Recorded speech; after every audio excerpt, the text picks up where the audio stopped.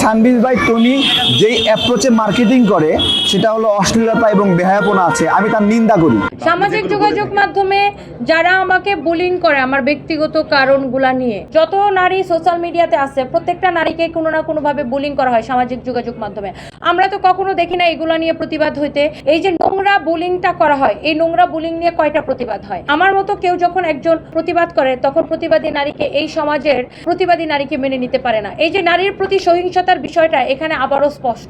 কিন্তু একজন তরুণ উদ্যোক্তা হিসেবে আমি তাকে অ্যাপ্রিসিয়েট করি যে তরুণ উদ্যোক্তাদের প্রয়োজন রয়েছে বাংলাদেশে। বিভিন্ন দপ্তরের কাজ হলো তাদেরকে অ্যালার্ট করে তাদেরকে ব্যবসার সুযোগ করে দেওয়া। যদি সুযোগ করে না দেয় তাহলে ইন্ডিয়ান পণ্য, আমেরিকান পণ্য, বিভিন্ন পণ্য সেখানে জায়গা দখল করবে। আমাদের উদ্যোক্তাদেরকে এত পরিমাণ হয়রানি করা হয়, এখানে একটা লাইসেন্স পাওয়া মানে সোনার হরিণের মতো। আমাদের দপ্তর সমূহের প্রতি, রাষ্ট্রের প্রতি আমাদের আহ্বান, এদেরকে কষ্ট দিয়েন না, এদেরকে হতাশ করেন না। এদেরকে হতাশ করলে কর্মসংস্থান সৃষ্টির জায়গায় বন্ধ হবে। আপনি কিছু ডলার ইনকাম করার জন্য ইউটিউবে ভোক্তা অধিকার ইউটিউবের পেজ খুলেছে, ডলার ইনকামের জন্য কি করে সেখানে গিয়ে ক্যামেরা ধরে ব্যবসায়ীর সামনে তাকে গিয়ে হ্যারাসমেন্ট করে, তাকে নিয়ে প্রতারণা করে। আপনি একজন ম্যাজিস্ট্রেট, আপনি জাজমেন্টের আগে একজনের সামনে ক্যামেরা ধরে তাকে চিটিং প্রমাণ করছেন। দোকান বন্ধ করবেন, শাস্তি দিবেন, সেখানে আবার মিডিয়া ট্রায়াল কেন? যেখানে আমি 14 তারিখ নিজে যে স্বয়ং জরিমানা দিয়েছি, তারপরে ওনাদের কথায় আমি টকশো করেছি সামাজিক যোগাযোগ মাধ্যমে।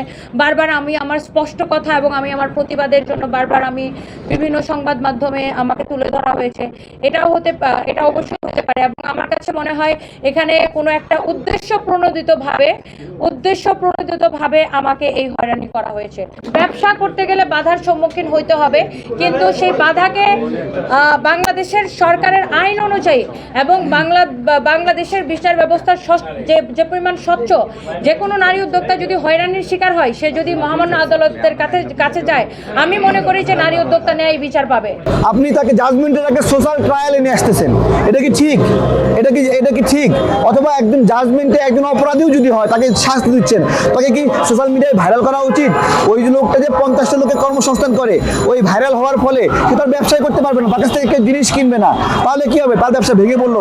এইভাবে যদি সমস্ত ব্যবসা ভেঙে পড়ে তাহলে আমাদের ব্যবসায়ীদের ব্যবসায়ের প্রতি আগ্রহ সৃষ্টি হবে। সবাই শুধু চাকরি করতে যাবে, বলবে না ব্যবসায় অনেক সময় চাকরি করবো, তাহলে উদ্যোগটা গ্রহণ করবে কে? এখানে অনেক সোশ্যাল ইনফ্লুয়েন্সার রয়েছে, কই তারা তো উদ্যোগ নেয় না, তারা শুধু ডলার ইনকাম করে। রাফসান একটা উদ্যোগ নিয়েছে, আমি তাকে সালাম জানাই যে তুমি, কিন্তু রাফসানকে বলি তুমি বাবা তোমার বাবা মায়ের ঋণটা শোধ করো। প্রত্যেক বাবা মা মারা গেলে সন্তানরা বলে এই এলাকার কেউ কি আছেন আমার বাবার কাছ থেকে কোন টাকা পাবেন? তাহলে কি এটা আমাদের কালচার? আমার বাবার ঋণ আমি শোধ করি, কেন শোধ করি? বাবা আমাকে বড় করেছে, শিখিয়েছে। সুতরাং বাবার যে দায়, এটাও রাফসানের দায়। আমাদের দুইটা পজিটিভ এবং নেগেটিভ দুইটা ভিউ থেকে দেখে এই জিনিসগুলো বিবেচনা করতে হবে।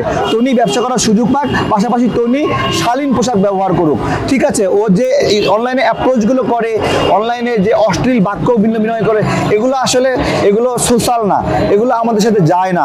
আমরা এগুলোতে অভ্যস্ত না। আমরা যখন অনলাইনে উপরে যাইতেও দেখি এরা, নিচে যাইতে দেখি এরা, এই অশ্লীলতা, এগুলো আমাদের ভালো লাগে না।